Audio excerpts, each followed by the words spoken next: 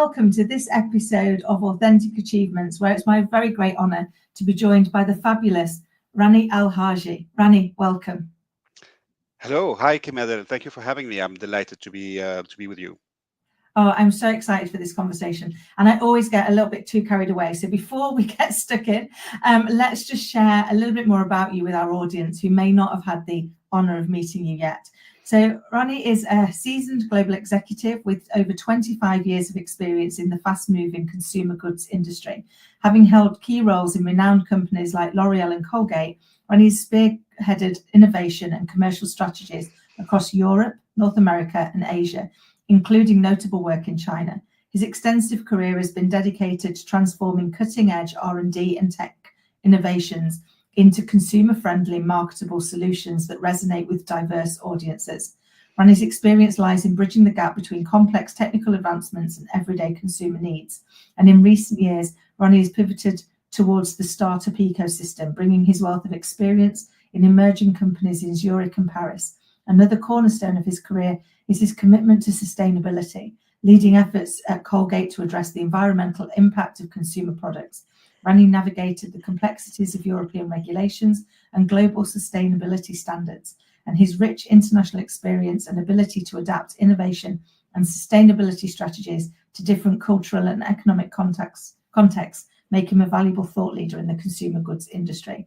Wow, Rani, I mean, what a journey. And I love that kind of like blend of both the technology and the future and also the environment and the sustainability, because at different points, one has run away from the other occasionally, and pulling those together into one focus must be such an incredible journey.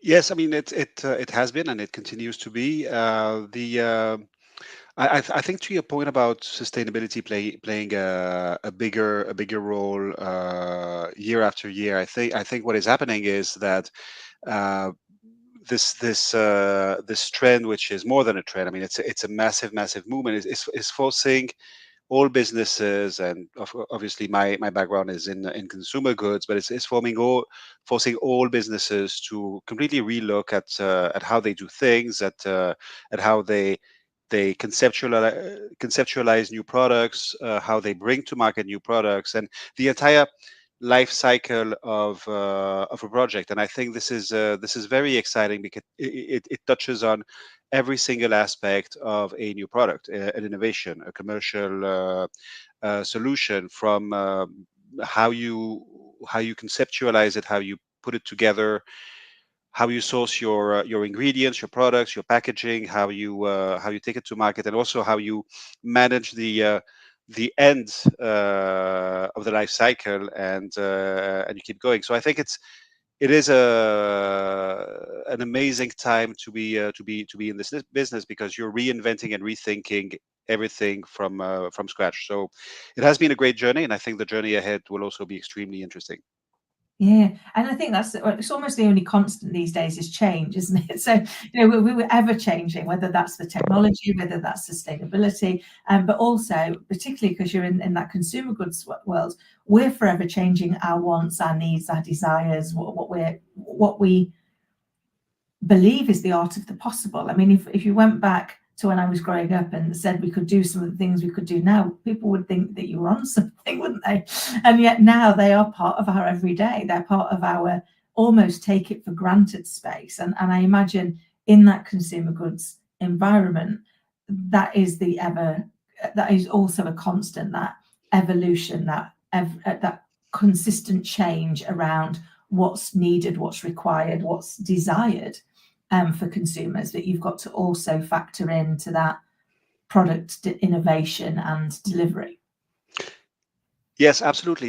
I mean, the beauty and maybe the challenge of consumer goods, and specifically fast-moving consumer goods, is that you're constantly reinventing yourself, and you're constantly no sooner has one innovation hit the shelves that you're already preparing the next one and the next one, because the market is dynamic, because the market is competitive, because your consumers are demanding, and they always want better products, more choice, usually cheaper as well, more efficient, easier to use, etc., etc. And no matter where you sit in the world, and I've had the chance of working and operating in Europe, in the US, and Asia, and specifically China. No matter where you are, the markets and the consumers are demanding. They may be demanding in different ways, and obviously the competitiveness of a market like China is different from what you would find in Europe. Nevertheless, you're on the hook to keep reinventing yourself and keep bringing new stuff, but new stuff that actually adds value to the market, and then you overlay the need for a heightened sense of purpose, a heightened sense of sustainability and positive impact on the ecosystem that you operate in. Yeah, I mean, it makes it a fun, intense environment, and I think an environment that can help or teach, some of the techniques and some of the mindsets to other maybe industries and sectors that are maybe less fast moving, but still have that same need for innovation, for sustainability, for reinvention. I love that, because I think it's true, isn't it? In some industries, move a little slower, perhaps, than the fast-moving consumer goods piece. But that doesn't mean to say they don't keep moving, and it doesn't mean to say they don't need to keep learning. So I think being able to take those learnings of how you've delivered it in such a dynamic environment, and then share that with one that's able to move perhaps at a slower pace. It must be fascinating to be able to take that. I always think sometimes when you can take knowledge from one industry and put it into another one, then actually you suddenly see the real value of what it is that you've learned. I've swapped industries a few times, and many years ago it used to be you couldn't swap industries. The knowledge wouldn't be transferable. But I think in the ever fast-paced world we live in now, that knowledge is transferable, and it is very valuable, because you're able to help people that perhaps haven't come across this level of innovation and pace, and make it less scary for them, because you've got that proven experience. Would that be fair? Yes, absolutely, and I think, look, every industry has its own ways of operating, and very often it's very much a function of your retail environment and who you're selling to, and the channels of distribution, which may be more complex or less complex, or asking you for more innovation, or asking you for longer lead times, because the pharma industry has different dynamics than the retail industry, and so on. But I think if you kind of, and for me it came with experience, and just repeating things over and over again and trying to improve them. But if you focus on a couple of fundamental principles, you will find that they don't necessarily vary from one industry to the other. How you innovate, and in many cases, to innovate successfully, you have to have an obsession with your end consumer and your end customer, and you have to really get out of the office, spend time with them, empathize with their lives, and try to figure out, how can you, with your brand, your product, your business, your category, how can you improve their lives? How can you help them solve some of the issues that they have? I think this is a fundamental driver that you pretty much find everywhere. How you act on it and how you activate it may vary from one industry to the other. I think another principle which is important, and it's valid in consumer goods, but it's valid everywhere, is if you want to bring to market a solution, you need to find a way for it to be commercially viable. So you need to have an equation between, how much it costs you, how much you sell it. It has to make sense for all the key stakeholders in that whole kind of journey. And if you don't find that equation and that commercially viable solution, whether you're in consumer goods, pharma, B2B, B2C, it won't go very far. So I think you're right, and maybe what other industries can be interested in is maybe, because of the nature of its game, fast moving consumer goods has to deal with all of those challenges on a much accelerated timeline, because they have to figure out sustainability much faster. They have to figure out the commercial viability faster, because their lead times are much more dynamic. So I think usually they go through those learning curves and those phases maybe ahead of other industries, and then which can then benefit from some of the learnings and some of the actions that are taken in fast-moving consumer goods. That's how I maybe would frame it. Mm-hmm. No, that makes total sense, because obviously it is one of those environments that's got to be so fast-paced. And I think now I was interested that you've moved into kind of that startup ecosystem as well, because that brings with it a very different dynamic, doesn't it? In those, when you're at the start of that journey and you've got the passion of the idea, but all of a sudden you realise you've got all this other stuff to do around running a business, which is bigger than just the idea, isn't it? Now you've got to create it. To your point, it's got to be commercially viable. You've got to work out the production of it, the taking it out to market, the pulling in all of those skills. What would you say has been the greatest lesson you've learned since moving into that kind of startup environment? Well, many lessons, but I think the biggest one for me was it's all about humans. And sometimes you kind of forget it, or there is a risk of forgetting it. You just see a business, you see a funding and a P&L and a business plan and a technical solution. But at the end of the day, it's human trying to find solutions for other humans. And I think this is something that is important, because yes, I can bring a certain knowledge and skill set and way of doing things, but I realize that I'm the more all the more impactful when I'm able to connect with on a human level with the founders, with the teams who are running the business, and kind of be mindful of their own journey, their own mindset, what they're trying to achieve. And I think it really works well when we find that relationship where it's clear what each one of us brings to the table and how we can benefit from each other. And I think it's this whole you can be as technically skilled and as brilliant a marketer or a salesperson or a academic. At the end of the day, it's a human adventure, both the startup itself, but also finding clients, finding customers, getting this to market. It's so this was a big I think it was an important kind of reassurance more than a learning, which is it's people working with people to service other people. And you need to be mindful of this. You need to have a certain level of humility in all the interactions that you have, so that the whole thing, the relationship, can work. I love that. It's so true. I was chatting to somebody just the other day, actually, and they said, "Oh, can business is tough?" And I was like, "Okay, well, tell me about that."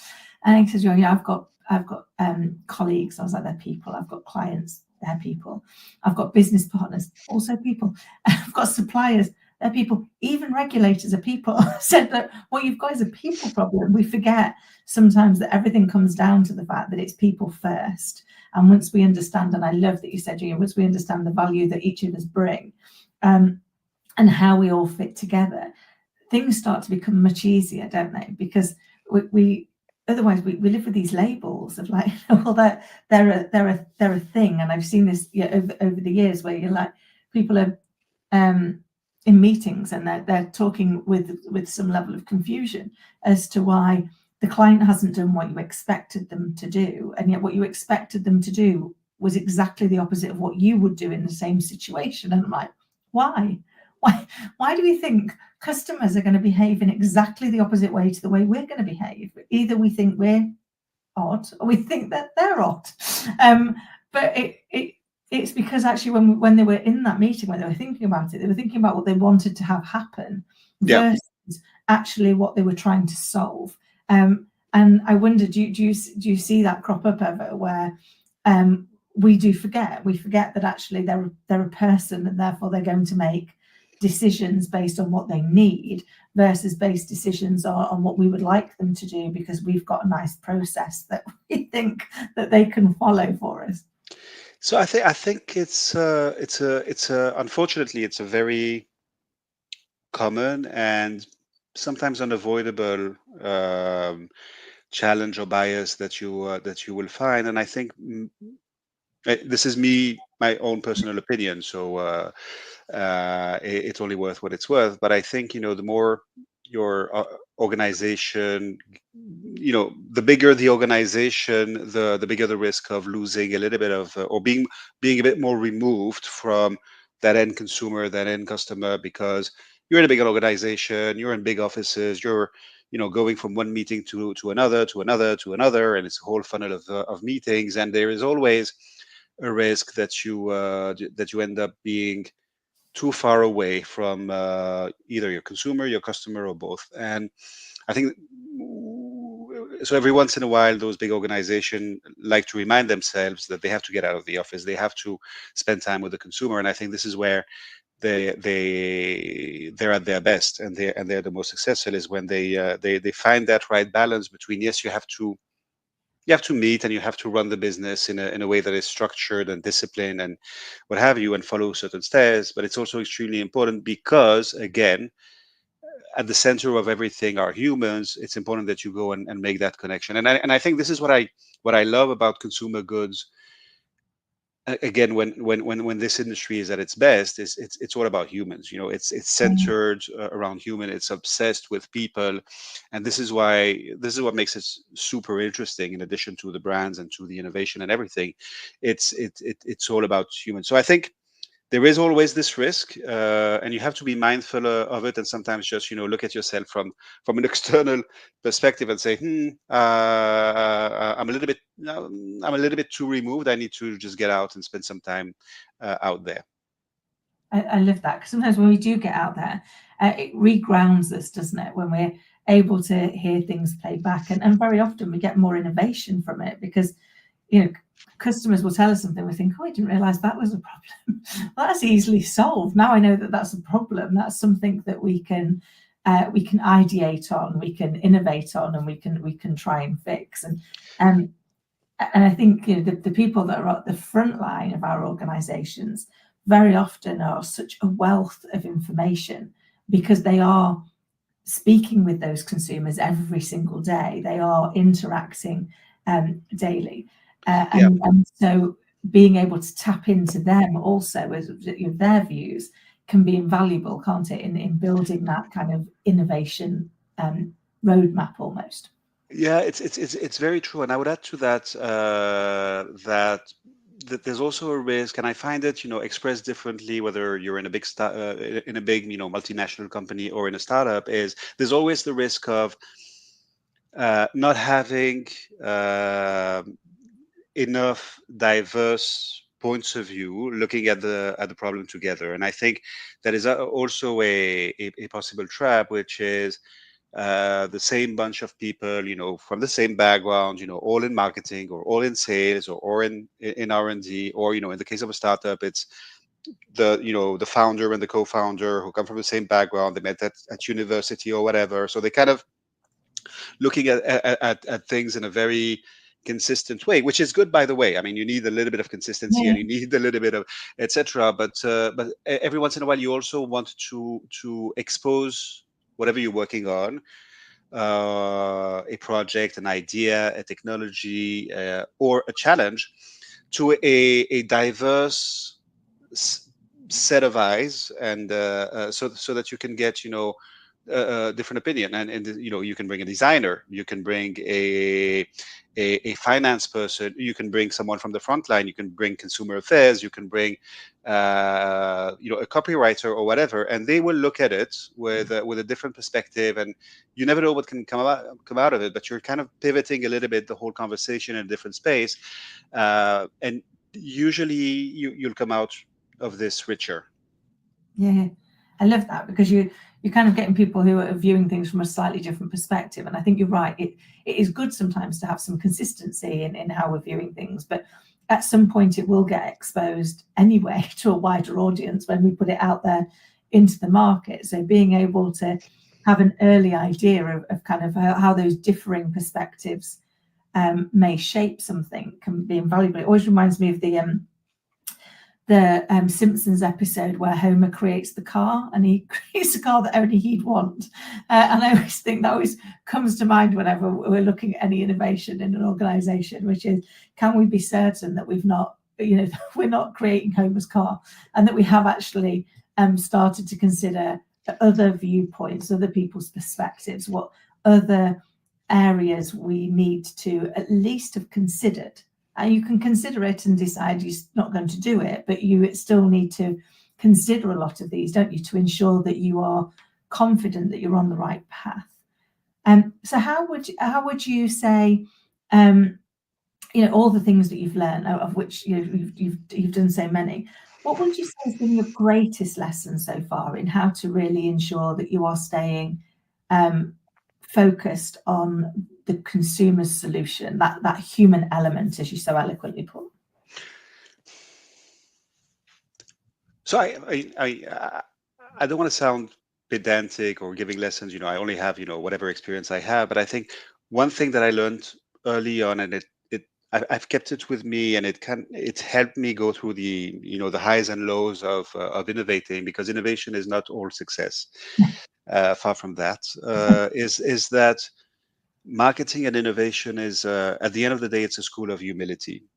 Yes, you have a point of view, and yes, you will always think that whatever you're developing and you're launching and you're bringing to market is the best possible thing that the market has ever seen. But the reality is that the consumer decides, and if they don't get it, they don't get it. If they don't see value in it, they don't see value in it. And it's not them being wrong; it's you having missed something along the process. And it's okay. You have to have the humility to understand that something was wrong, something was off, and you just go back and rework it. And sometimes you'll be successful and great, and it's all good.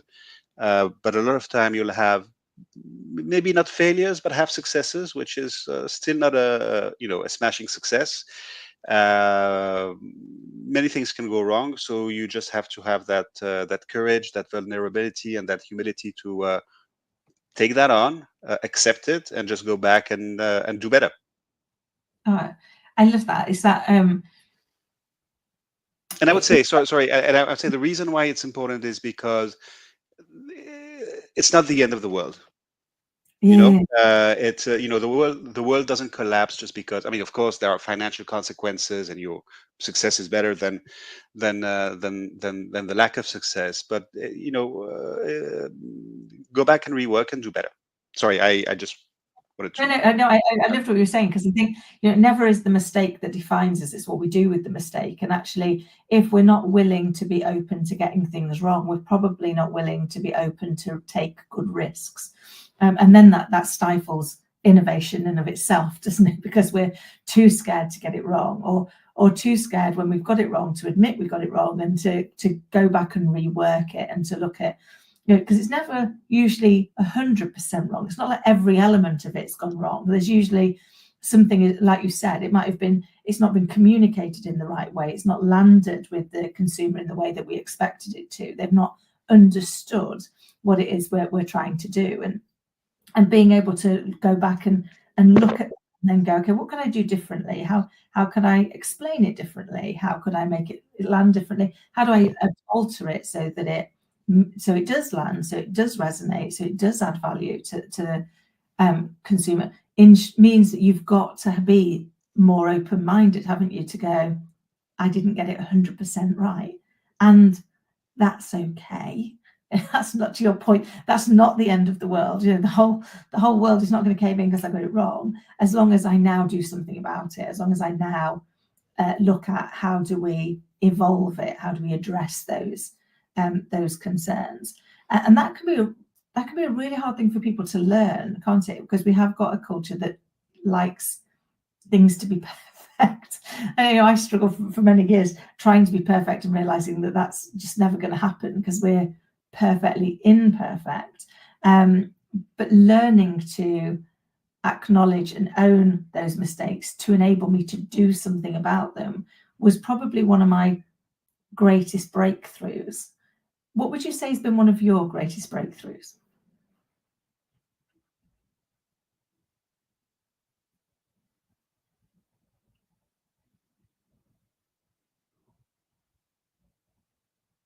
Hello? Oh, I think we've frozen. Oh, I've lost you. Okay, let's hope Rani can join us again in a second. The joys of technology is one of the reasons I love the fact that this show is called Authentic Achievements, because it is authentically as it is. This is what happens when we go live. Sometimes they go well, sometimes things don't go quite the way that we would expect them to. So let's just give him a moment and hope that he can rejoin us. But I think it was fascinating listening to what Rani got to share with us, which is, really, how do we put the people back at the heart of what we're doing? How do we think about everybody that we're talking about and working with is a person first? And here's Rani joining us again. I was just explaining one of the joys, Rani, of having a show called Authentic Achievements is that we can authentically deal when things don't quite go Exactly. the way we expected, because life doesn't always go the way that we planned.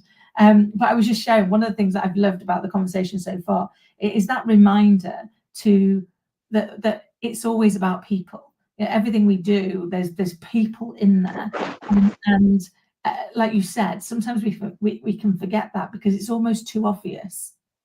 And I think sometimes the obvious is the thing that we can miss, isn't it? Because it gets lost in plain sight where we're expecting it, and yet, whenever we come to resolve challenges, it's usually been a people element that we have resolved.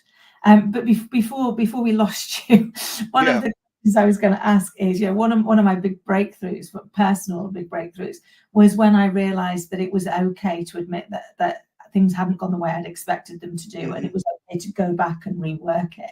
And I wondered if you could share with us what one of your big breakthroughs was. Yeah, so I think over time, and it really hit me when I arrived in Asia, which is and particularly China. I spent 3 years in China, which is an extremely competitive market, very dynamic, faster paced than anything I had seen in my life and my career. And this is where I learned to be quick, fast, to use a word that is overused maybe sometimes, but agile. And I remember arriving in Hong Kong and someone briefing me on the Hong Kong culture and telling me about a saying in Hong Kong that was "Be quick, don't rush." Which I love because it captures that kind of sense of urgency, but also that you don't want to sacrifice on the quality of what you're doing. So I think I would distill this aha in something that I try to apply to myself and to pass on to others as well as a piece of advice, which is to always do the best you can, but not to seek perfection. So that kind of getting it 80% right and just going out there with it, as opposed to wanting to get that extra last mile to get to perfection, which usually you will never get to, and that kind of holds you back. So do the best you can and don't seek perfection is something that I've learned over time, and that I try to keep with me. It has helped me. Yeah, I love that. I've got a good friend who always uses the phrase progression, excuse me, progression beats perfection every time. So make sure you're progressing and do it. It actually takes some action because if you're waiting for perfection, it's not going to turn up. You're never going to get there. And I imagine, I mean, you've lived in some amazing places.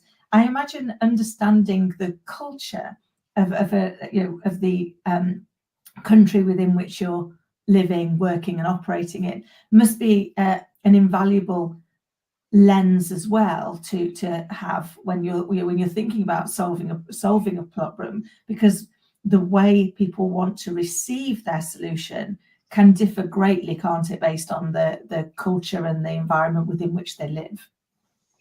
Yes, this is so true.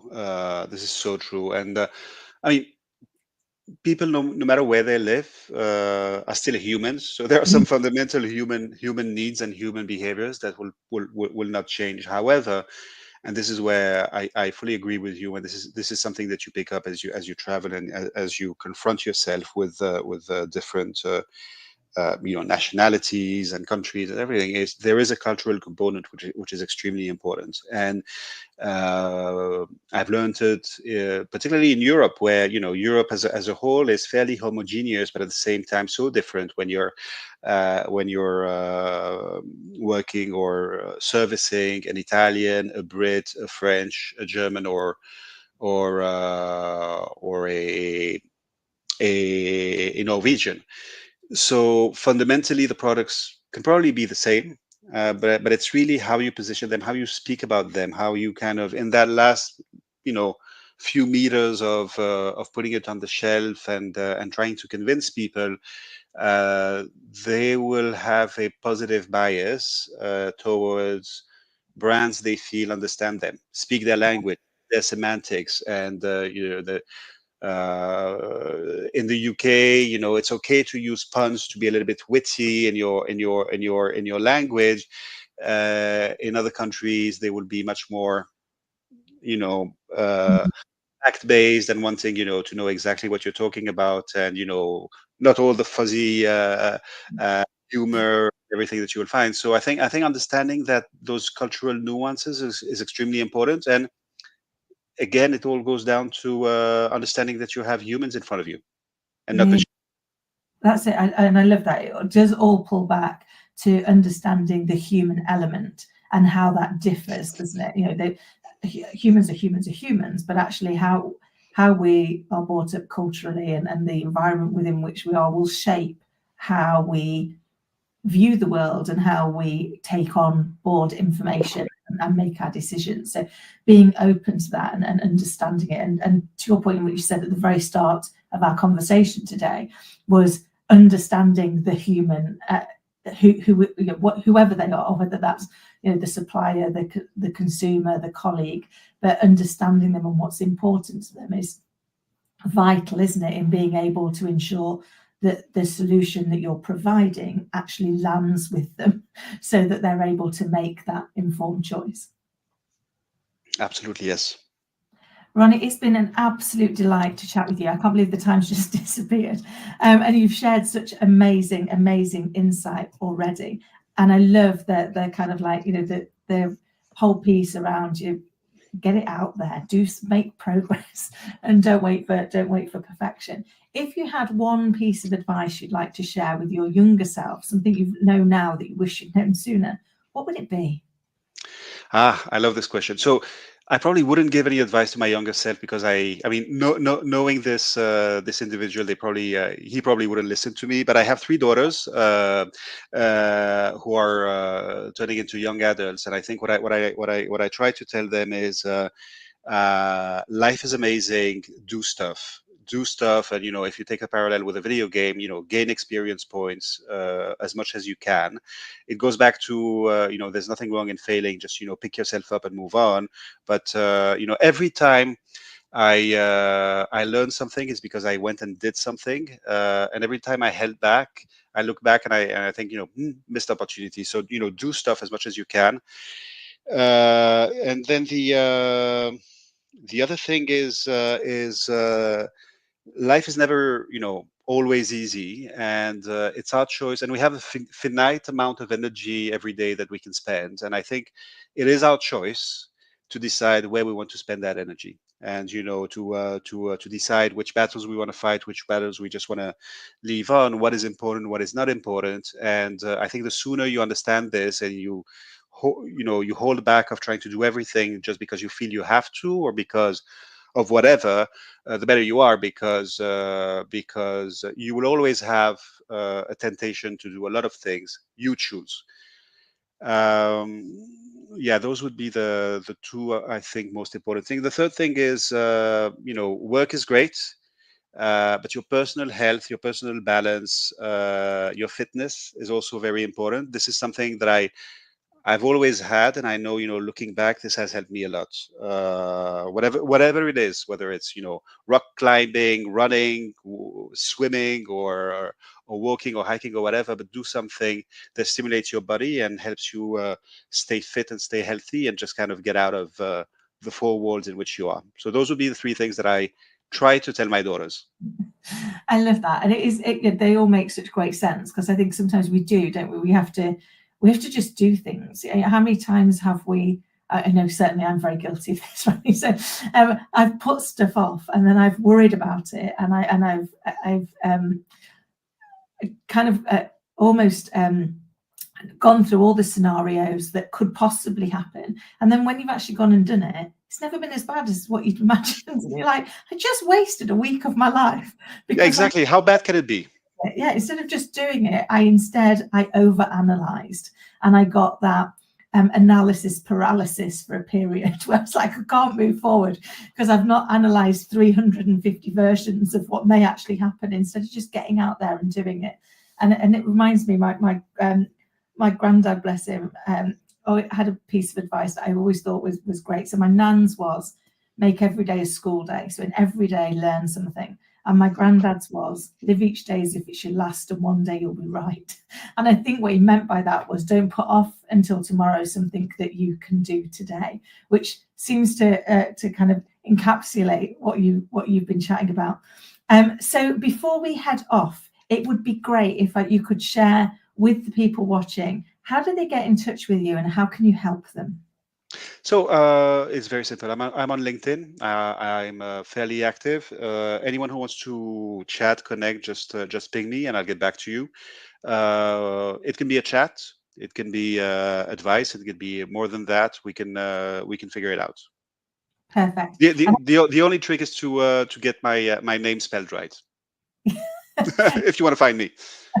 Yeah, that would be important. And obviously I will make sure all of the links for how to get in touch with Ronnie are in the notes below. Ronnie, it's been an absolute delight. Thank you so very much for coming on and sharing such insight and your journey with us. I really appreciate it. Thank you. Likewise, it was an absolute pleasure. Thank you for having me. Pleasure. And to everybody watching and listening, until next time, take care.